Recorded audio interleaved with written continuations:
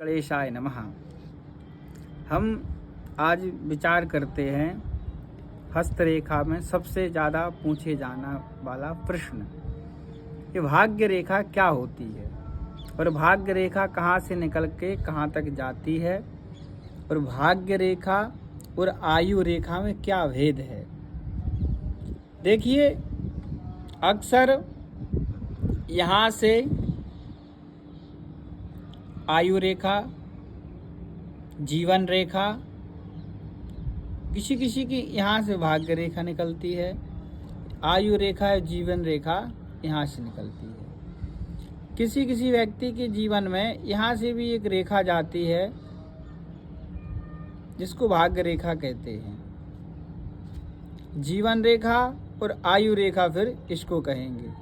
अगर व्यक्ति के जीवन में एक ही रेखा हो, जिसके हाथ में एक ही रेखा हो, तो शास्त्रों में वर्णित है कि उसी रेखा को भाग्य रेखा और आयु रेखा मान लिया जाता है।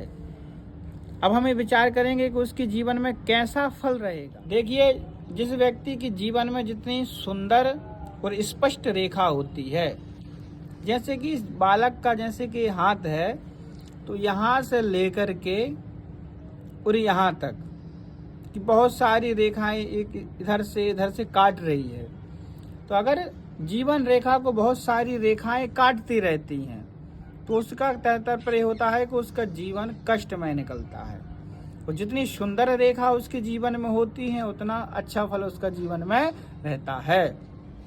तो जब ये गर्भ में आया होगा, इस बालक ने जब इसी माता को कष्ट दिया होगा, ये जीवन इसका कष्ट में रहा होगा। वो बचपन से लेकर के कम से कम 8-10 साल तक ये बीमार दुखी इसका जीवन कष्ट में निकला होगा। और वहाँ के बाद में जब ये आगे बढ़ेगा, तो जीवन में आगे चल के यहाँ से रेखा फिर सुंदर स्पष्ट हो रही है।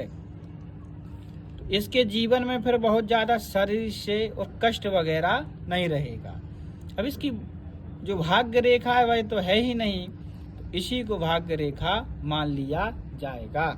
तो कहने का तात्पर्य है कि व्यक्ति जितना कर्म करेगा उतना एक कर्म करके अपने जीवन में आगे बढ़ सकता है। क्योंकि ऐसा नहीं, अगर किसी की भाग्य रेखा नहीं हो तो उसका जीवन क्या होगा। तो उसके लिए सबसे है कि महादेव हमारे जो भोलेनाथ हैं, वो जिसके जीवन में कुछ भी ना हो उसको सब कुछ देने वाले होते हैं। तो अगर किसी के हाथ में भाग्य रेखा नहीं है, तो उसको प्रभु भोलेनाथ की, प्रभु की जो भी उनके इष्ट हैं, उनकी विशेष करके आराधना करनी चाहिए, जिससे उसके जीवन में सब कुछ प्राप्त होता है। हर हर महादेव।